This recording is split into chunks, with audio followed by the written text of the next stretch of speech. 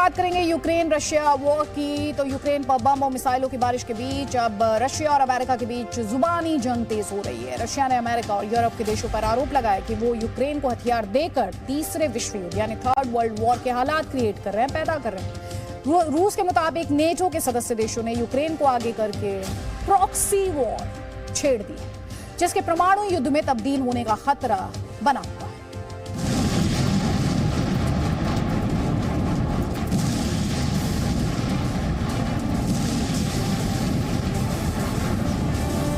Ukraine पर रूस की जंग बेहद खतरनाक मोड़ पर पहुंच चुकी है।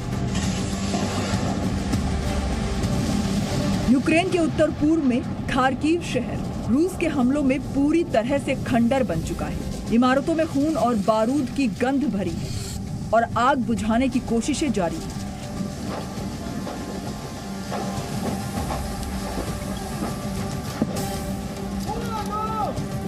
यूक्रेन के दक्षिण में मारियुपोल शहर ही नहीं बल्कि बंदरगाह भी पूरी तरह से बर्बाद हो चुके हैं। मारियुपोल से लगभग 400 किलोमीटर पश्चिम में यूक्रेन का खेरसोन शहर रूस के कब्जे में है। यहाँ सड़कों पर 24 घंटे रूसी सेना के ट्रक और टैंकों की दहाड़ ही सुनाई दे रही है। लेकिन असली खतरे की गूंज जंग के मैदान से नहीं बल्कि कूटनीतिक गलियारों से आ रही है। 2 दिन पहले अमेरिका के रक्षा मंत्री लॉयड ऑस्टिन और विदेश मंत्री एंटनी ब्लिंकन ने यूक्रेन जाकर राष्ट्रपति वोलोडिमीर ज़ेलेंस्की से मुलाकात की। अमेरिका ने यूक्रेन को हथियारों की सप्लाई बढ़ाने का वायदा भी किया, जिससे रूस भड़क गया। रूस के विदेश मंत्री ने सीधी चेतावनी भी दे दी कि अमेरिका और यूरोप के देश आग में घी डाल रहे हैं, जिससे परमाणु युद्ध का खतरा बढ़ता जा रहा है। उन्होंने आगाह किया कि इस खतरे को हल्के में लेने की भूल अमेरिका और यूरोप को भारी पड़ेगी। Безопасности ООН в привязке к началу, к планируемому началу обзорной конференции договора о нераспространении ядерного оружия сделала заявление такого же содержания. Все 5 лидеров подписались под констатацией недопустимости ядерной войны.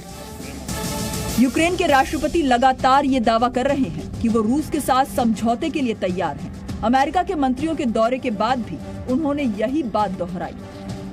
Україна готова до миру, була готова і тоді, коли війна тривала тільки на Донбасі, готова і зараз, коли російське вторгнення стало повномасштабним, але щоб Росія...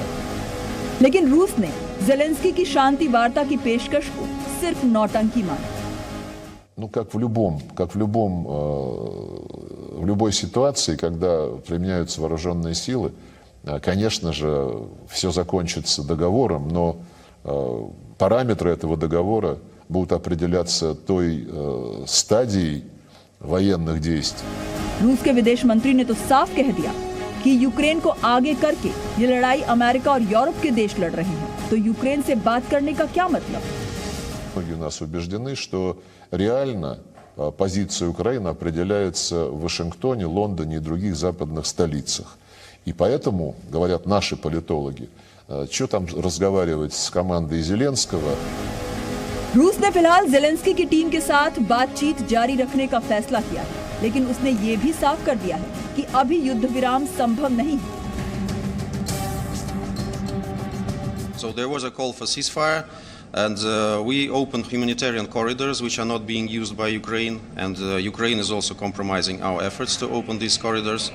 So we don't think that ceasefire is a good option right now, because the only advantage it will give possibility for Ukrainian forces to regroup and to stage more provocations like Bucha, like I called to you. So frankly, it's not up to me to decide, but I don't see any reasons in this right now. इसी बीच America ने Ukraine को हथियारों की नई खेप भेजने का ऐलान भी कर दिया। I would say it's consistent with our view and the President's view and Secretary Austin's view that we are going to do everything we can to push back on President Putin's aspirations to subsume Ukraine, to take over their territorial integrity and their sovereignty, and aspirations he had as of 2 months ago to go beyond that. America और Europe के देशों ने अब Ukraine को भारी हथियार भी देने शुरू कर दिए हैं। रूस का दावा है कि ऐसा करके नेटो के सदस्य देशों ने तीसरे विश्व युद्ध का माहौल बना दिया है। क्योंकि अपनी रक्षा के लिए रूस उन हथियारों को निशाना बनाएगा और अगर उससे नेटो के सदस्य देशों को नुकसान पहुंचा तो तीसरे विश्व युद्ध का ट्रिगर दबने में देर नहीं लगेगी। इस हालात के लिए पुतिन अमेरिका और यूरोप के देशों को जिम्मेदार बता रहे हैं, तो यूरोप के नेता दावा कर रहे हैं कि रूस उनके लिए बड़ा खतरा बन चुका है। In Europe, we see Russia's aggression as a direct threat to our security. We will make sure that the unprovoked and unjustified aggression against Ukraine will be a strategic failure. रूस का आरोप है कि नाटो तीसरा विश्व युद्ध कराना चाहता है, जिसमें अभी वो यूक्रेन के पीछे खड़ा होकर रूस के खिलाफ प्रॉक्सी वॉर यानी छद्म युद्ध लड़ रहा है। नाटो तीसरे विश्व युद्ध का ठीकरा राष्ट्रपति पुतिन पर फोड़ना चाहता है और इसीलिए वो यूक्रेन को लगातार हथियार देकर पुतिन को उकसा रहा है।